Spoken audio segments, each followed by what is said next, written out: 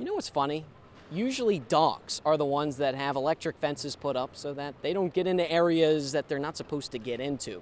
But in today's game, it was actually the defense for the Huskies that essentially put up an electric fence around this part of the field against the Orange offense, the end zone.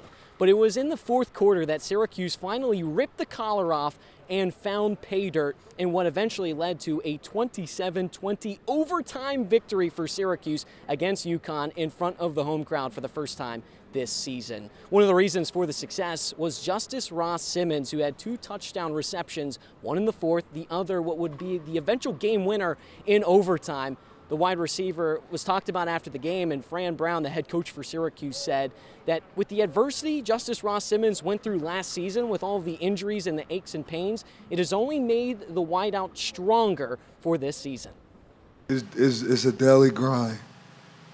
I would characterize his growth as a daily grind with unlimited potential. I was actually talking to my receiver coach, Coach White, and he told him, he was like, the ball's about to come to you. I need you to make a play. I said, I got you. And the ball came to me, and that's exactly what I did. And with it being the first game here at the Dome this season, it was a pretty good turnout of Syracuse fans here in attendance, even at the Quad Walk, which Fran Brown brought back from last year.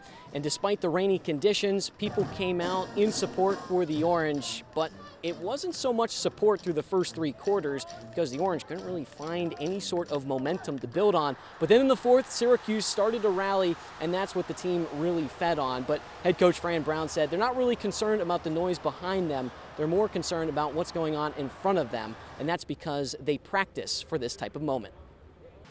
I think it's the way we practice. We practice that way, and practice ends hard all the time.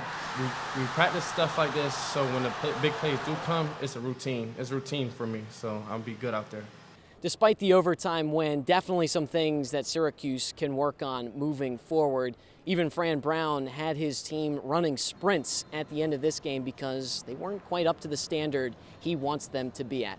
One way Syracuse can live up to that standard is this coming Friday when the Orange hosts Colgate here from the JMA Wireless Dome. Kickoff is at 7 o'clock. Be sure to tune in on Citrus TV Sports. But reporting here from the JMA Wireless Dome after an overtime victory against the Huskies, I'm Gino Antamarino, Citrus TV.